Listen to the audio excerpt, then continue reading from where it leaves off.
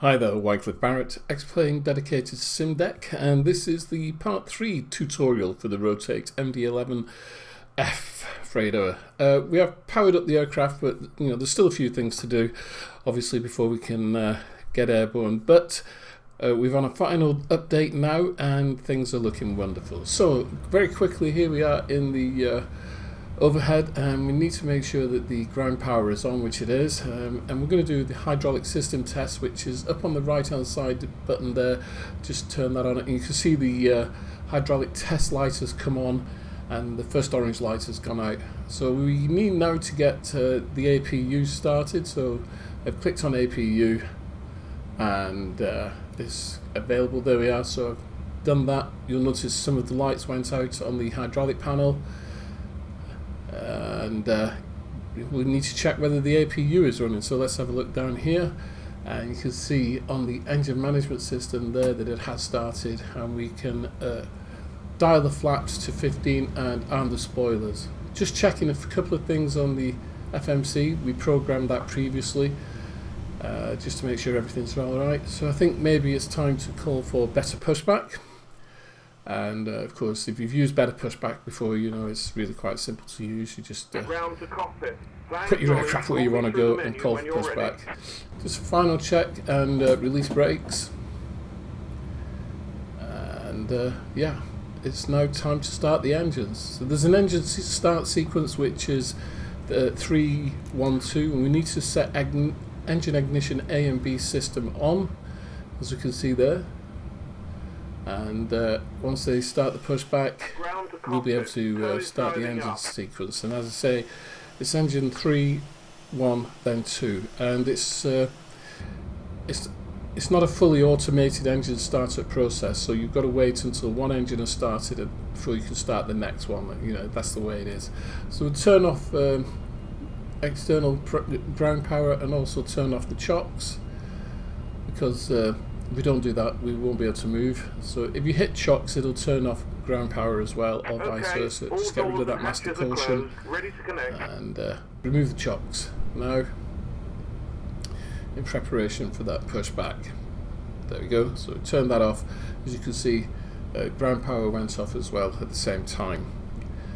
Now just check that your QNH is correct and that your field elevation is correct. So you set your altimeter to the field elevation before you get to the runway. Here we go. So we'll start engine 3. So pull the switch, and then once it gets to 15%, you put the fuel in. I actually lifted the fuel switch a bit early on engine 3, but it doesn't matter. It'll still catch up. I suppose where it would cause problems if you did a hot engine start and you let it go past 15. We go to 15 and then you can inject the fuel, which we'll do here now on engine 1.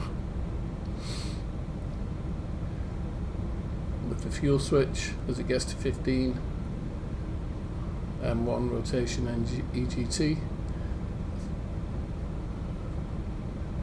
There we go, and now finally engine 2 we can start. Also, you'll notice now that the stab trim is indicated in green, so we can set that to 4.6, which was indicated in the FMC earlier when we did that in the first part of the second part of the tutorial in part 2. So we're just waiting for engine 1 to ignite. There we go. We can now do engine 2. Same process, waiting until it gets to 15. On the 15%, I think it is on N2. Once it gets there, which is the bottom dial of the 3 engine ones, the 3 engine master indications. Once it gets to 15 on the bottom one, you can inject the fuel. Operation complete. Set parking brake.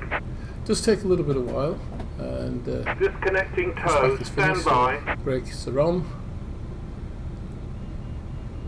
I have speeded up this sequence, this whole engine start sequence, believe me, because it does take quite a bit of while. So engine start sequence is complete. There are no lights on the overhead. We'll see you next time and have a safe flight. So just get rid of the master caution again. And quick check of the MCP here, making sure everything's set. So speed is set for 250 knots, and heading for runway 12. Yeah, I made the error. I pushed the wrong way. You may have noticed that on better pushback if you was clever, because the wind is for runway 12 departure. So as I say, no problem. Turn around and we'll get down to runway 12, where things tend to happen all at once, so to speak, as we make our departure. So there's a few things you need to do in sequence. Here we are taxiing down. We'll put the flaps to flap 15. We've already set the dial to 15, so flaps go to 15, so flap set. I'm just checking the overhead again, no lights on, and the emergency lights. Put the taxi lights on and the nose wheel taxi. Now we can set our preliminary initial altitude, which is 5,000 feet on the Brecken 1 Bravo. So speed set, runway heading set, initial departure altitude is set. We're ready to go. So it's a case of pushing the throttles to 65% indicated. Throttles to 60%, and make sure you press auto flight is engaged, and we'll have takeoff thrust. And on the primary flight display you'll see the V speeds in magenta. They will change to white as we approach our takeoff speed. You can see all the enunciations above that on the primary flight display. They're all white, everything's good. So there we are, a little bit airborne, and now gear up. Just check also flight is press nav and FMS speed, and there we have it. So check auto flight is pressed, engage FMS speed and engage nav, and we're in full auto flight and following the FMS or FMC or MCDU, however you want to describe it. It often gets described many different ways. So there we have it, departure. The next part of the tutorial will be descent and landing into Athens. Now, I did do the whole flight. I didn't cheat on the flight in any way. I flew from Cardiff all the way down to Athens, and I can tell you the aircraft performed brilliantly with this latest update. I think we're on 1.0.2. We'll see you soon. Cheerio.